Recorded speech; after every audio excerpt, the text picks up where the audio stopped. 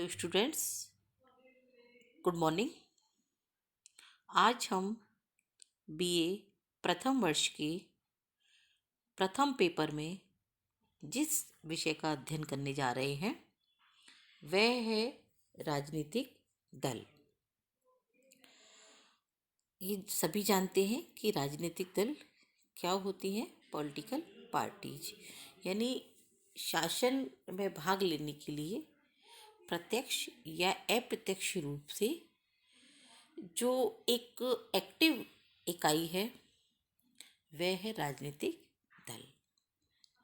शासन के जो विभिन्न रूप होते हैं, वर्तमान में सबसे अधिक जो लोकप्रिय है वह है प्रजातंत्र यानी लोकतंत्र यानी जनता का तंत्र। राजनीतिक जो दल हैं वो लोकतंत्र के अपरिहार्य तत्व हैं। इनके बिना लोकतंत्र की कल्पना नहीं की जा सकती है। लोकतंत्र का चाहे कोई भी स्वरूप हो, शासन व्यवस्था के संचालन की जो प्रक्रिया होती है उसके लिए राजनीतिक दलों का अस्तित्व आवश्यक है।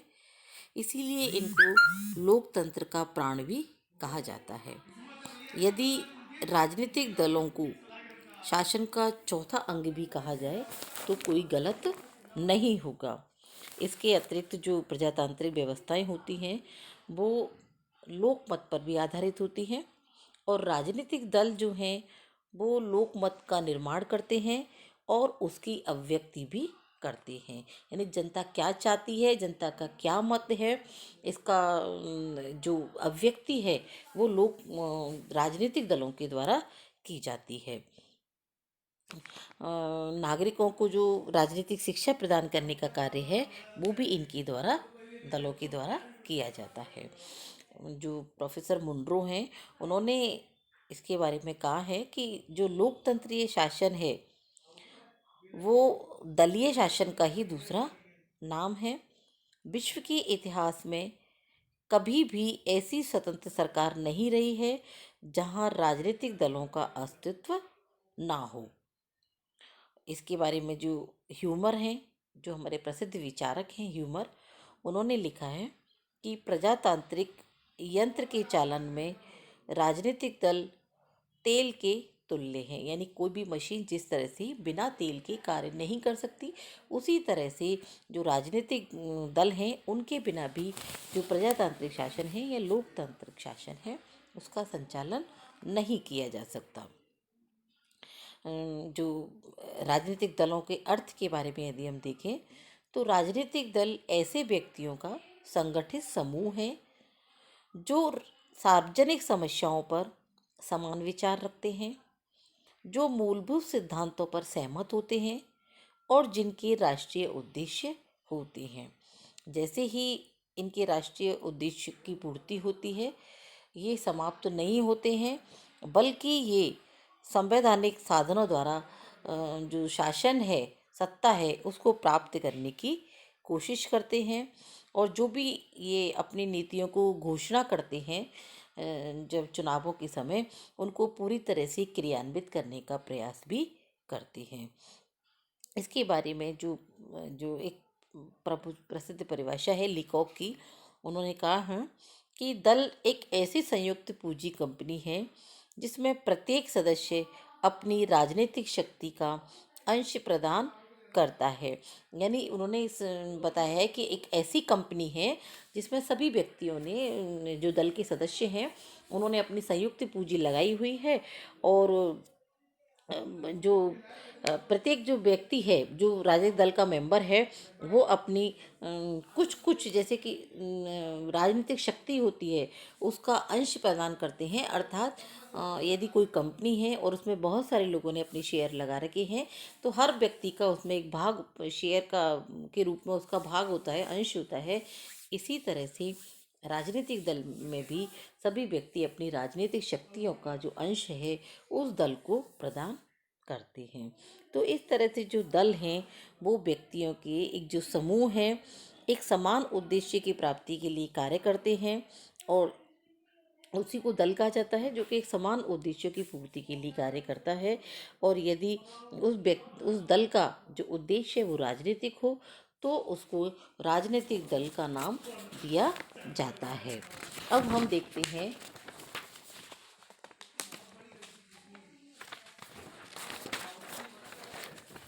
राजनीतिक दलों की विशेषताएं, कि क्या विशेषताएं इनकी है। तो सबसे पहले है कि मूलभूत सिद्धांतों की एकता। यानी राजनीतिक दल जो है, एक दल के जो व्यक्ति होते हैं, इनके मूलभूत सिद्धांत जो होते हैं उनमें एक समानता होती है। यदि उनमें विभिन्नता होगी तो वो व्यक्ति जो है एक दल के रूप में कार्य नहीं कर पाएंगे, संगठित रूप से वो कार्य नहीं कर पाएंगे। तो जब व्यक्तियों के सिद्धांतों में एकता होती है, तभी वो एक दल के रूप में सम्मिलित हो पाते हैं। नेक्स्ट है सुदृढ़ संगठन। यानी जो दल है उसको मजबूत बनाने के लिए, उसको स्थायी बनाने के लिए उसमें एक संगठन का होना आवश्यक है। संगठन का मतलब है कि दल के कुछ अपने लिखित और अलिखित कुछ नियम होते हैं, कुछ उपनियम होते हैं, कुछ इनका अपना ऑफिस होता है, उसमें कुछ पदाधिकारी होते हैं। और ये सब जो इसके दल के जो ये नियम उपनियम या संगठन, वो कार्यालय, ये सब होते हैं, यही जो दल के सदस्य हैं उनको अनुशासित भी करते हैं। नेक्स्ट है राष्ट्रीय हित। यानी राजनीतिक दल के लिए ये आवश्यक है कि उसके द्वारा जो भी कार्य किए जाएं वो ना तो जाति के आधार पर हो, ना धर्म के आधार पर, और बल्कि इन सब से ऊपर उठ करके वो राष्ट्रीय हित को सर्वोपरि स्थान दें, उसके बारे में सबसे पहले सोचें। तभी वो जो दल है वो एक प्रभावी रूप से और सुचारू रूप से कार्य कर पाएगा। नेक्स्ट है शासन पर दल की शासन पर दल की प्रभुत्व की इच्छा। यानी कुछ समूह ऐसे होते हैं जो कि शासन सत्ता को प्राप्त करना चाहते हैं और किसी खास उद्देश्य की पूर्ति के लिए संगठित होते हैं। लेकिन यदि वो अपने उद्देश्य की पूर्ति के तुरंत बाद समाप्त हो जाते हैं तो उनको हम राजनीतिक दल का नाम नहीं देंगे, बल्कि वो एक दबाव समूह होते हैं। क्योंकि राजनीतिक दल जो है वो केवल अपने उद्देश्य की पूर्ति के तुरंत बाद समाप्त नहीं होते हैं, बल्कि अपने विचारों को और नीतियों को रखते हुए लंबे समय तक कार्य करते रहते हैं। नेक्स्ट है इसकी विशेषताओं में संवैधानिक साधनों का प्रयोग। राजनीतिक जो है दल जो है वो कभी भी कोई असंवैधानिक साधनों का प्रयोग नहीं करते हैं, बल्कि संविधान की मर्यादा में रह करके और सत्ता को प्राप्त करने का पूरी तरह से कोशिश करते हैं। अब आता है कि राजनीतिक दलों के आधार, किस आधार पर राजनीतिक दलों का निर्माण किया जाता है। तो राजनीतिक दलों के जो आधार हैं उनमें सबसे पहले है कि मानव स्वभाव का सिद्धांत। क्योंकि एक मनोवैज्ञानिक सिद्धांत होता है कि व्यक्ति जो है वो समूह में रहकर संगठित होकर के अपना कार्य करना चाहता है, और इसीलिए वो एक अब जो भी शासन सत्ता प्राप्त करने का जो कार्य होता है उसको संगठित होकर समूह में रह कर के प्राप्त करने की कोशिश करता है। धार्मिक आधार भी है। कई बार होता है कि एक धर्म विशेष के जो लोग हैं अपने धर्म की जो हित हैं उनकी पूर्ति के लिए या उनसे संबंधित जो अपने कुछ महत्वाकांक्षाएं होती हैं उनकी पूर्ति के लिए दल का निर्माण करते हैं। आर्थिक कारण, कई बार होता है कि आर्थिक जो विषमता जब समाज में बहुत ज़्यादा हो जाती है तो वहाँ पर क्या होता है कि मान लीजिए कोई एक गरीब समुदाय है जो कि बहुत ज़्यादा अपने जो स्वार्थ या अपनी जो महत्वाकांक्षाएं उनको पूरी नहीं कर पाते हैं, तो वो व्यक्ति क्या करते हैं कि सारे व्यक्ति मिलकर के एक समूह बना लेते हैं, एक संगठन बना लेते हैं, और उसके आधार पर फिर शासन सत्ता पर अपना जो प्राप्त करने की कोशिश करते हैं। वातावरण संबंधी प्रभाव, एक वातावरण का बहुत प्रभाव पड़ता है कि यदि बहुत सारे दल बने हुए हैं पहले से ही, तो कुछ व्यक्ति ऐसे होते हैं जो कि अपने राष्ट्रीय हित के लिए या कुछ विशेष उद्देश्य के लिए वो एक राजनीतिक दल का निर्माण कर लेते हैं। अगला है नेतृत्व, यानी जब प्रभावशाली जो व्यक्ति होता है उसके पीछे क्या होता है कि उसका व्यक्तित्व, उसकी पर्सनैलिटी इतनी चमत्कारिक होती है, इतनी प्रभावी होती है कि व्यक्ति उसके चारों तरफ घूमने लगते हैं और वो ये मानने लगते हैं कि हम लोग मिलकर के एक अलग संगठन का निर्माण कर सकते हैं, क्योंकि उनके पास जो नेता होता है, लीडर होता है, वो बहुत प्रभावशाली होता है। तो इस तरह से ये कुछ आधार होते हैं जिनके आधार पर राजनीतिक दलों का निर्माण किया जाता है। नेक्स्ट आता है कि राजनीतिक दलों के कार्य क्या हैं, जो कि एक प्रमुख उसमें आता है कि राजनीतिक दल जो है वो बन भी गए, उनमें ये विशेषताएं होनी चाहिए, लेकिन ये करते क्या हैं। तो इसके जो कार्य हैं उनमें है, सबसे पहला जो कार्य है चुनावों का संचालन।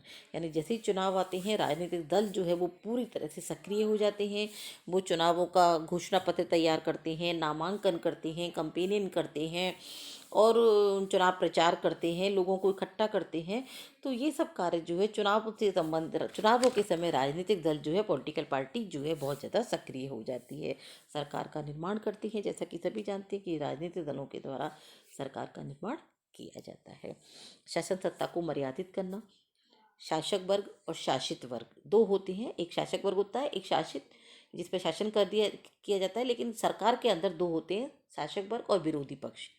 तो जो शासन जो करने वाला जो शासक वर्ग है वो अमर्यादित ना हो जाए, निरंकुश ना हो जाए, इसलिए विरोधी दल जो है उसके ऊपर नियंत्रण लगाने का कार्य करता है, अंकुश लगाने का कार्य करता है, ताकि जो शासक वर्ग है वो अपनी मर्यादाओं में रहकर या जनता के हित के लिए कार्य करते रहे।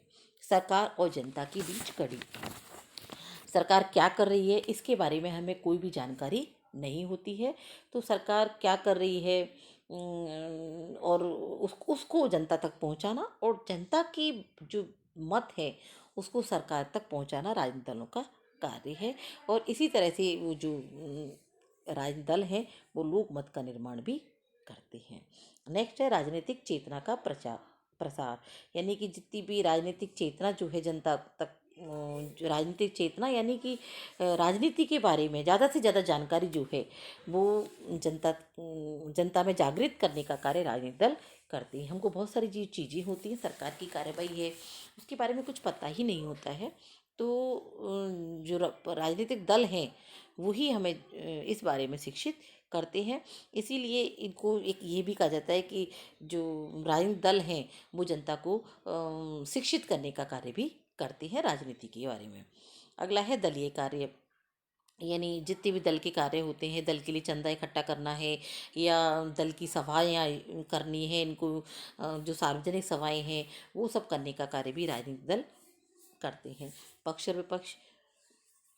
अगर यदि कोई भी राजनीतिक दल जो है, पॉलिटिकल पार्टी है, वो यदि बहुमत में है तो सरकार बनाती है, यदि अल्पमत में है तो वो विपक्ष के सारे कार्य करती है। समाज कल्याण संबंधी कार्य। राजनीतिक दल जो है चाहे वो विपक्ष में है या विपक्ष में, वो जनता के हित के लिए, जनता के कल्याण के लिए ज़्यादा से ज़्यादा कार्य करने का प्रयास करते हैं। शासन के अंगों में सहयोग। यानी कि जो शासन के अंग हैं, कार्यपालिका, व्यवस्थापिका और न्यायपालिका, इन तीनों में सहयोग और समन्वय बनाने की जो सामंजस्य जो बनाने का कार्य करते हैं या उसमें सहयोग देने का जो कार्य करते हैं वो राजनीतिक दल करते हैं, जिसके माध्यम से ये शासन के तीनों अंग जो हैं उनमें आपस में नियंत्रण एवं बैलेंस का संतुलन बना रहता है। कोई भी एक दल निरंकुश नहीं होता है और ना ही उसके ऊपर दूसरे अंग का बहुत ज़्यादा अंकुश लगा होता है। नेक्स्ट है अपने उद्देश्यों का निर्धारण। हर पॉलिटिकल पार्टी के कुछ उद्देश्य होते हैं, कुछ लक्ष्य लेकर के वो चलते हैं। तो उन लक्ष्यों का जो निर्धारण है वो भी राजनीतिक दलों के द्वारा किया जाता है। यानी कि हम देखते हैं कि राजनीतिक दल केवल चुनाव के समय तो वो बहुत ज़्यादा सक्रिय रहते ही हैं, उसके अलावा भी हर समय उनका कार्य जो है जनता और सरकार के बीच में कड़ी का कार्य करते हैं, एक चेन का काम वो करते हैं और मोस्टली टाइम वो पूरी तरह से एक्टिव रहते हैं। तो ये हो गई राजनीतिक दलों के कार्य। नेक्स्ट जो इसकी गुण दोष है इसके बारे में है अगली वीडियो में चर्चा करेंगे। Thank you.